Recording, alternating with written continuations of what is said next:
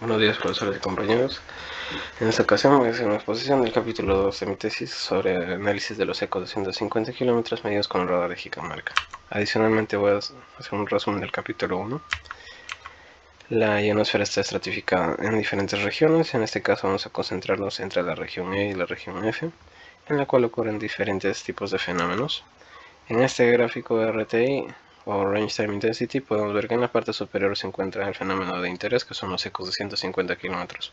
Es un fenómeno que ocurre en las horas de presencia de luz solar, ocurre entre 130 y 180 kilómetros de altura, tiene una forma de collar con diferentes capas, que son de 1 a 5, y es un fenómeno de dependencia de las estaciones del año y también de las estaciones solares, y se están clasificados en dos tipos, que son los NEIS y FAI. Explicaré posteriormente. En el estado de arte podemos observar que para el estudio de este fenómeno se realiza mediante la utilización de radares de detección de dispersión incoherente. En el caso del Perú tenemos el radar de Jicamarca y estos radares detectan la dispersión incoherente de ondas electromagnéticas que fueron enviadas hacia la ionosfera, que rebotan y son afectadas por fluctuaciones entre los electrones y iones en la ionosfera, ¿no? Se puede utilizar para obtener información de densidad, temperatura y velocidades de plasma en la ionosfera. Respecto a los descubrimientos respecto al tema, tenemos que se realizó la clasificación en dos tipos, los NEIS, que son Naturally Enhanced Incoherent Scatter, y los FAI, que son Field Align Irregularities. Esto en el año 2013. También se realizó, se observó la dependencia de actividad espacial y actividad solar en particular, como en el año 2005, cuando hubo una llamarada que afectó a los ecos, haciendo que descendieran bruscamente 10 kilómetros, de 140 a 130 kilómetros de altura. Y en el año 2022 se realizaron simulaciones teóricas que buscan explicar el origen y el funcionamiento y las interacciones de este fenómeno con otros elementos del clima espacial, como pueden ser con las llamaradas solares. Justamente se hizo una simulación del evento que ocurrió en el año 2005 y se puede observar similitudes entre los datos simulados y los datos obtenidos realmente. Aquí tenemos una lista de los hitos importantes relacionados a la investigación de este tema, desde su descubrimiento, la clasificación en dos tipos, respuestas a clima espacial como son condiciones solares y condiciones lunares, y también debemos de agregar la simulación, ¿no? que se realizó en el año 2022. El objetivo principal es diseñar un software que contenga un conjunto de algoritmos que nos permitan obtener parámetros, los cuales van a poder ser relacionados y analizados en investigaciones acerca de los ecos de 150 kilómetros, como fue el ejemplo de la relación entre el SNR y el ancho espectral, para hallar los dos tipos de ecos. Empezamos con los fundamentos teóricos del radar de Jicamarca, con los fundamentos de un radar de detección incoherente, ¿no? La dispersión incoherente consiste en que cuando un radar envía una señal a la ionosfera, se dispersa por las fluctuaciones selectorias de los electrones, y estos son medidas de pulsaciones que retornan múltiples veces, eso se le denomina la dispersión incoherente, y se mide su intensidad y su desplazamiento Doppler. Vamos a explicar también este gráfico. Se envía un pulso o un tren de pulsos, los cuales rebotan por cada nivel del rango. En este caso el rango es relacionado con la altura, y las muestras temporales se relacionan más a muestras de reflexiones en el rango.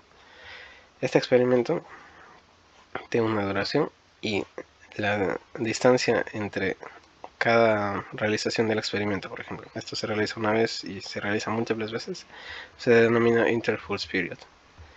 Luego, a los grupos de muestras que poseen el mismo índice de rango se clasifican y se forman nuevas series, a las que sí se les considera como muestras temporales que están agrupadas por las alturas, ¿no? Que son el rango.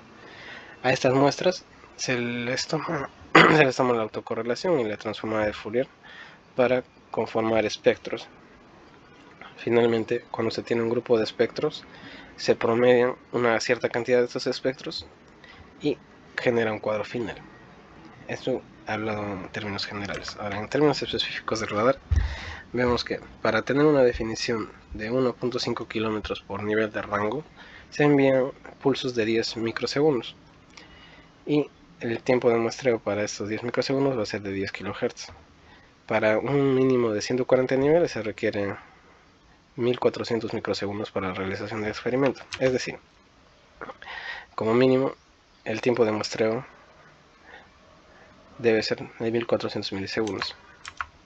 Aquí se observa que en el rango de 140 niveles por 1,5 kilómetros, que es la definición, nos da un rango real de 210 kilómetros. Entonces, como tenemos un mínimo de 1400 microsegundos, en este caso se ha reservado 1500 microsegundos para la realización de todo el experimento, o sea, desde la emisión hasta la última muestra del rango, se reserva 1500 microsegundos. Y el tiempo entre experimentos está determinado como IPP seconds, que son de 10.000 microsegundos o 10 milisegundos. En este caso en segundos son 0,01. Quiere decir el lapso entre la emisión de una ráfaga de pulsos y la siguiente emisión de otra ráfaga de pulsos. En el tiempo restante de estos 10.000 microsegundos, que solo fueron utilizados 1500, se pueden realizar otros experimentos en el radar, ¿no? Entonces, luego de realizar 200 realizaciones del experimento, se obtiene 200 muestras, 200 series, 200 muestras que conforman una serie, la cual, como se explicó antes, se le toma la autocorrelación y la transforma de Fourier, y el resultado de estas son espectros, ¿no? Como se pueden observar en este caso, es que se genera un espectro por cada rango. La información entregada por el radar es de forma del espectro, ¿no? No se nos da las series temporales como tal, sino nos da espectros de 200 elementos cada uno. En el radar se toman luego de estos espectros 30 diferentes cuadros, de los cuales en el mismo rango se buscan espectros del mismo rango, los cuales se promedian para generar un espectro promediado, ¿no? Como se puede observar aquí. Y si para tomar 200 muestras se requiere 2 segundos,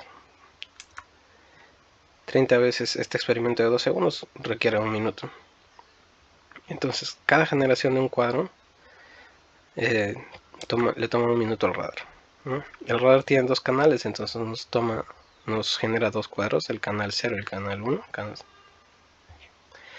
en los que podemos notar el rango y la frecuencia, ¿no? Podemos concentrarnos en esta región, que es la región en la que suceden los ecos de 150 kilómetros, de 130 a 180 kilómetros. Ahora vamos a ampliar las imágenes de esta región. Se puede observar que se generan franjas, o como rieles se puede ver en 3 dimensiones, que nos indican que el comportamiento del ruido en esta sección es diferente al comportamiento del ruido cuando no hay señal. Entonces es importante el modelamiento del ruido también de esta zona en la que se encuentra la señal cuando sucede el fenómeno de los ecos de 150 kilómetros, debido a que esto es parte del fenómeno de la dispersión incoherente. Entonces, para el ajuste de cada uno de estos espectros que podemos acá, estos son espectros, ¿no? Cada línea se visualiza de esta manera. Se utiliza, por ejemplo, en primer lugar, la función gaussiana, que tiene como parámetros el nivel de ruido, la amplitud de la señal, la desviación de Doppler, el sigma, que es el ancho de espectro, y el x, que es el índice de la frecuencia, ¿no? Entonces, el x sub 0 es la desviación del centro del espectro de frecuencias, y sigma es el ancho de espectro, ¿no? Esos son los parámetros más relevantes de este ajuste. También se hace el ajuste con la función lorentziana, que tiene parámetros similares como el nivel de ruido, la amplitud. La desviación Doppler también se denomina 0 y en este caso el ancho de espectro se denomina gamma. La diferencia entre estos dos tipos de ajuste es que puede que las amplitudes varíen. Por ejemplo, en este caso se ve que las amplitudes ajustadas son diferentes y el ancho espectral también varió, aunque son similares. También se ve que las colas del espectro son diferentes, ¿no? Son más angostas en el caso de la gaussiana y más suavizadas en el caso de la lorentziana. Ahora, es posible que estos ajustes, tanto el gaussiano como el lorentziano, sean inadecuados debido a la naturaleza de los datos que nos proporciona el radar. En el radar, para evitar la implementación de muchos filtros, se realiza la promediación de múltiples señales y luego la autocorrelación y la transforma de Fourier de estas. Es decir, que también se puede modelar la función de autocorrelación en lugar de la función del espectro. Entonces, una función de modelamiento para esta autocorrelación, para las series temporales que conforman la autocorrelación en realidad, es esta función, descrita en un paper realizado en 1999 por Kodaki. Esta función también tiene parámetros, al igual que la función gamma o la función, al igual que la función gaussiana o la función lorentziana, que se pueden interpretar de la siguiente forma. K y BD pueden ser interpretados como la desviación Doppler, A también como la amplitud de la señal, aunque no directamente, como explicaremos después. Alfa sub 0, K y C pueden ser interpretados como un ancho de pulso, y PDT es nuestro índice de la serie, ¿no? Que es nuestro índice en este caso de una serie temporal. Ahora, luego se toma la autocorrelación de esta señal y se la toma la transformada de Fourier para luego añadirle un ruido que también es un parámetro que se debe ajustar. El proceso completo de esta técnica es la siguiente, ¿no? Se tiene inicialmente un vector con los suficientes términos. Por ejemplo, si queremos un vector de 200, tendría que ser de menos 200 a 200. Vamos a explicar cómo. Se evalúa este vector en la función de modelado R. Se le multiplica por una ventana triangular, la cual parte desde 0 en el primer término, llega a ser 1 en el término medio y termina disminuyendo hasta 0 en el último término. Entonces se enventana esta función con la ventana triangular. Luego se toman los términos negativos y los términos positivos. Luego se suman los términos uno por uno, se suman los términos positivos con los negativos, teniendo en cuenta que el índice ahora del número más negativo va a ser el primer índice para la suma, ¿no? Luego esto se le denomina autocorrelación y se le encuentra la transformada de Fourier de esta serie para luego añadir el ruido. Aquí podemos ver unos ejemplos de la implementación de ajuste. En el año 2006 se observa que el parámetro A de este ajuste no se traduce realmente como la amplitud del espectro directamente, no se multiplica, ¿no? Como en el caso de la función gaussiana o la función lorentziana, debido a que este ajuste sufre toda una serie de modificaciones. El parámetro A no es igual a la amplitud directamente, ¿no? En el caso del paper de 2006, en exposición se decide que la amplitud en realidad es el doble de la amplitud del parámetro A hallado anteriormente. Y se tiene que tener esas evaluaciones, ¿no? Que estos parámetros no se traducen directamente, literalmente, a los parámetros de las funciones de ajuste lorentziana y gaussiana. Ahora, vamos a hablar de los fundamentos teóricos de los algoritmos de ajuste. En primer lugar, regresamos a una vista de los gráficos RTI, que es Range Time Intensity. Si nosotros tomamos un vector vertical de cada range time intensity, como sería range intensity. Observamos en la región de interés, por ejemplo, de los ecos de 140 kilómetros, esta presencia de la señal, ¿no? Este es como un gráfico de esta región superior, una sola línea nos daría este gráfico, del cual podemos ver en las zonas en las que se encuentra presente la señal y en las zonas que no se encuentra la señal. Entonces se puede tomar un criterio de escoger una región en la cual se va a hacer el procesamiento del espectro,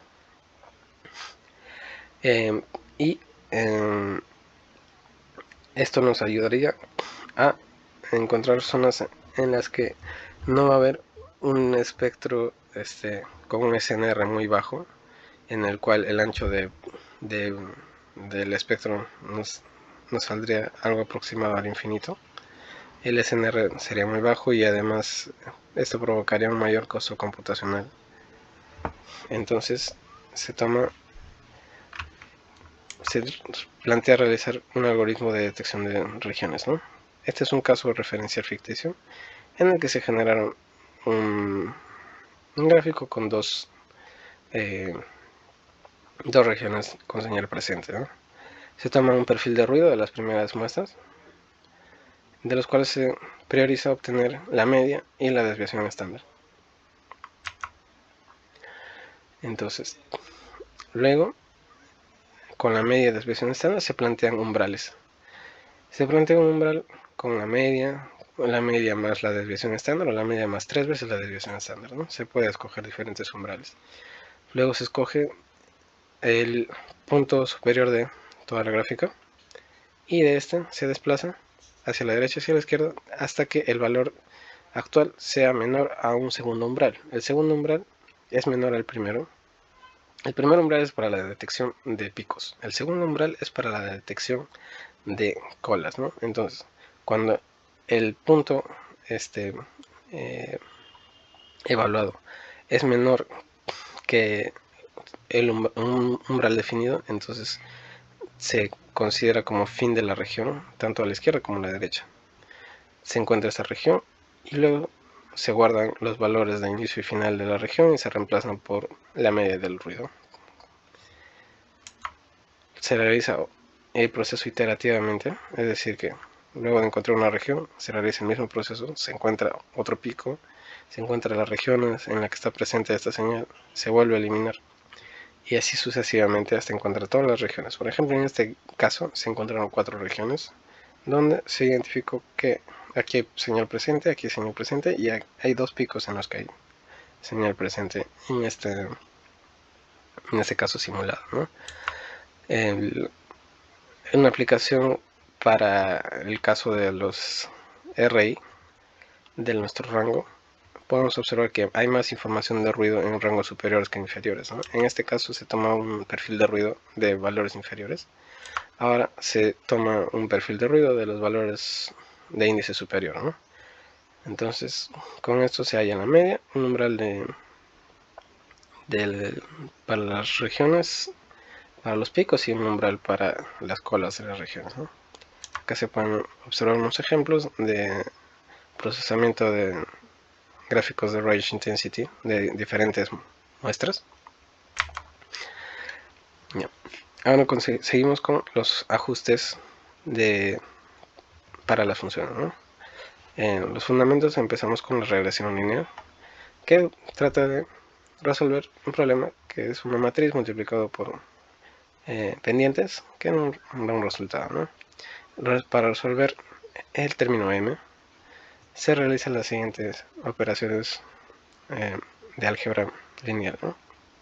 Y en una vista extendida de esta operación es la siguiente. Esta aplicación se le denomina ML2 porque se evalúan los errores cuadráticos del ajuste, ¿no? Este tipo de ajuste es susceptible a outliers, como se puede observar. Cuando no existen outliers, el ajuste es bastante cercano, pero cuando existe presencia de outliers, tanto en este ejemplo que es solamente lineal con una sola pendiente, como en este que es con una expresión cuadrática, los outliers desvían la curva de predicción de los datos que desearíamos a los que se ajuste realmente el modelo, ¿no? Entonces, hay los métodos iterativos como el IRLS no toman en cuenta diferentes medidas de error que son denominados como normas. Por ejemplo, la norma L2 es lo que normalmente se le conoce como squared errors, y la norma L1 es la distancia de los errores a los puntos estimados, ¿no? Que es la distancia vertical de errores. Entonces, con los métodos IRLS se puede reducir el efecto que tienen los outliers en el ajuste, ¿no? Por ejemplo, se puede observar que aquí en línea azul está el ajuste normal de la regresión lineal. En cambio, con un método iterativo se observa que se reduce el efecto de estos outliers en el ajuste, y es una curva más cercana al fenómeno real que se trata de describir en este ejemplo lineal, ¿no? Ahora, el ajuste que nosotros queremos realizar no es lineal, es un ejemplo no lineal tanto para la función gaussiana como para la función lorentziana. Entonces se emplea el método Newton-Gauss para el ajuste de los parámetros, y con métodos iterativos también se puede corregir los efectos que tienen los outliers en este tipo de ajuste, ¿no? Es un tipo de ajuste similar al de la regresión lineal, que consiste en un método en el que se calcula inicialmente la gradiente y la hessiana de la función objetivo. Luego se realiza iterativamente un método de minimización de errores, descrito acá en el libro de Aster B, del libro de álgebra lineal, en el capítulo 9 de estimación de parámetros de problemas inversos. Ahora, como menciono, se requiere hacer el cálculo de la gradiente y la hessiana. Entonces, es posible realizar esta implementación para tanto la función gaussiana y lorentziana, pero por ejemplo, si queremos realizar el ajuste de la autocorrelación como tercer método de ajuste, cada vez que se aumentan nuevos parámetros, el cálculo de tanto la hessiana como la gradiente son más complejos. Adicionalmente, que en esa función se está calculando la transformada de la autocorrelación, y eso es lo que realmente queremos ajustar. Entonces, para este tipo de ajustes vamos a utilizar una función curveFit de la librería SciPy, que emplea tanto los métodos de Newton-Gauss como otros métodos más modernos para el ajuste, y esto nos va a ayudar a tener una confiabilidad superior en estos métodos de ajuste, que también tienen limitaciones de la cantidad de iteraciones que se realizan, ¿no? Y requieren, para que tengan un mejor ajuste, estimación de términos de parámetros iniciales. ¿Qué quiere decir? Que antes de realizar un ajuste iterativo, se puede obtener parámetros iniciales que ayuden a la función de curveFit a que en su proceso iterativo ajuste parámetros similares a los de la estimación inicial. Entonces, ahora vamos a hacer métodos de estimación de parámetros iniciales. Se puede, y bueno, estos parámetros iniciales, como expliqué, son parámetros necesarios para los ajustes en SciPy, ¿no? Se puede estimar fácilmente, por ejemplo, el nivel máximo de la señal, como la amplitud, el nivel promedio de una muestra de ruido, como el nivel M de ruido. También se puede estimar el índice del punto máximo de la señal, como la desviación Doppler.